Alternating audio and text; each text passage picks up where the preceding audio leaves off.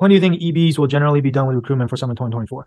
Yeah, I mean, I think that elite boutiques, I'm just going off of what we've seen in past years, but most of the time, elite boutiques will finish recruiting by the end of spring semester, sophomore year. So before you finish school and you're out for the summer, generally speaking, most, if not all the elite boutiques will be done. And, I'm sure there's always like exceptions here and there, but that's typically what we see. In past years, Centerview has always been the one exception where they typically recruit later in the fall, like a lot of times even like September or October, like going to junior year. But I'm not sure if that's going to be the case this year, to be honest, because we've already had 3 people in Wall Street Mastermind who have gotten offers from Centerview this year for summer 2024, 1 in New York and 2 in Menlo Park, which is their tech office. And I don't know about New York because obviously the class there is bigger, so maybe they're still hiring and maybe they have more spots. But for Menlo, the person that got an offer there, like they told them, they had 500 applicants. They gave 4 offers, right? And 2 of them were from us. But I think it sounded like they're not going to hire anyone else beyond the 4. So I think like based on that, there might be a chance that Centerview finishes a lot earlier this year.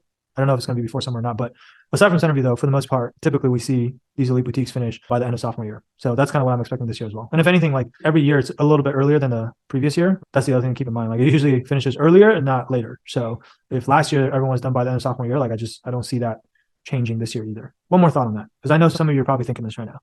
So it's like, oh my God, elite boutiques are going to be done by the end of sophomore year. So like, I'm so late, like it's too late. What do I do now? Right. A couple of things I would say to that. Elite boutiques typically finish recruiting the earliest. Like out of all the different tiers of banks that you can apply for, elite boutiques tend to finish the soonest, right? And so because they don't have to hire as many people as the bulge bracket banks, and so their classes fill up sooner, and also like they're smaller, so they're just a bit more nimble, and then they also usually just go out earlier, depending on where you're at, right? I'm not saying like any of you that's still recruiting right now has no shot with the elite boutiques. Like a lot of you have probably already submitted applications, a lot of you have been networking. Like if you're doing that, you should continue to do that. There's still more time. It's only early April right now, and that means a lot of these firms will probably still be recruiting for the next month or 2, right? But like if you're just starting now, or your resume's not ready, or you haven't networked at all, or you haven't submitted applications, then yeah, I would say like it is starting to get late for the elite boutiques. But then you still have the bulge bracket banks, and you still have the middle market banks, right? And so getting into elite boutique is not like the end all be all, right? I was like elite boutiques finish recruiting the soonest, then bulge bracket banks as a category probably will finish by like the end of sophomore summer is typically what we see.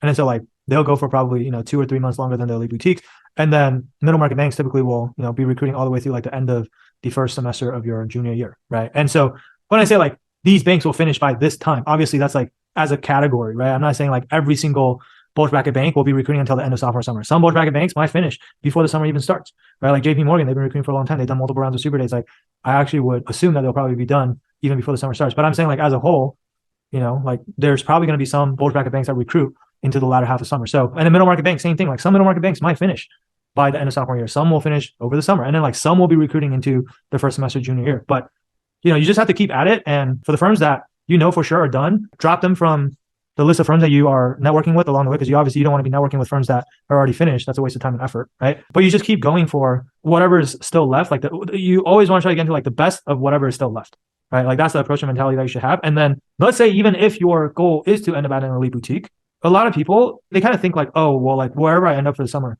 is where I'm going to end up for full time. I'm like, yes, that is like the default assumption, and that is like the most likely scenario, right? Just because that's usually the path of least resistance. And most people, if they get a summer internship offer and they get a return offer, the easiest thing to do is to just take that return offer.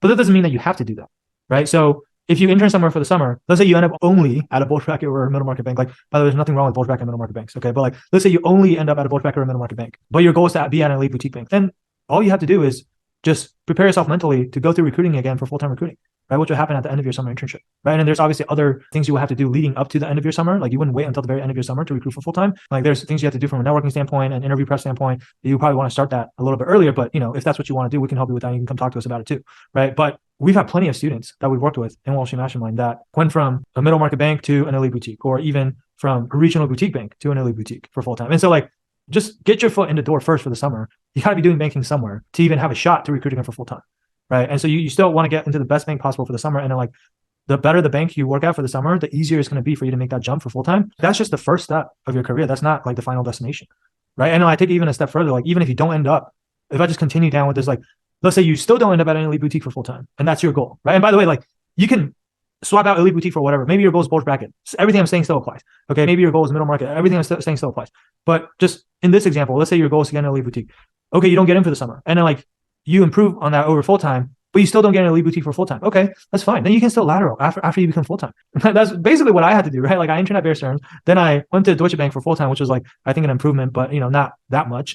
And then like after a year at Deutsche Bank, then I lateraled to Morgan Stanley Tech. And then that was like a pretty big jump, right? And then Morgan Stanley Tech is where I ended up spending 2 years as an analyst. that's just to give you guys perspective. This can be a very, I mean, you have a long career ahead of you, all of you. And like, I know we all want like instant gratification and we just want to like get there right away. But if you can get there right away, great.